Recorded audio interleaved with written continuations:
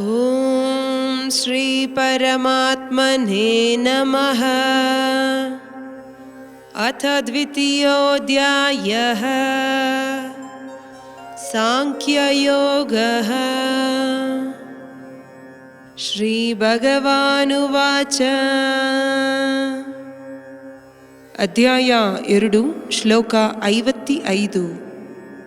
ಪ್ರಜಹಾತಿ ಯದಾ ಕಾಮಾನ್ ಸರ್ವಾನ್ ಪಾರ್ಥ ಮನೋಗತಾನ್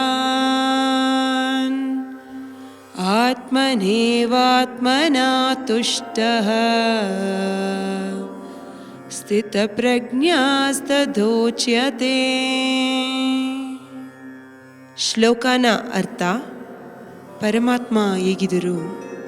ಓ ಅರ್ಜುನ, ಹೇಗುವ ಒಬ್ಬ ಮನಸ್ಸಿನ ಎಲ್ಲ ಆಸೆಯವೂ ಬಿಟ್ಟು ಶುದ್ಧವಾದ ಮನಸ್ಸು ಬೀತು ಸುಯವ ತೃಪ್ತಿ ಮಾಡಿಯಾರವೋ ಅತ್ತವ ಒಬ್ಬತ ಸ್ಥಿತ ಪ್ರಜ್ಞಾ ಎಂದು ಹೇಗಿನು, ಅದಾವುದು ಮನಸ್ಸ ಒಂದು ನೆಲೆ ಮಾಡಿದವಕ ಎಂದು ಹೇಗಿನು.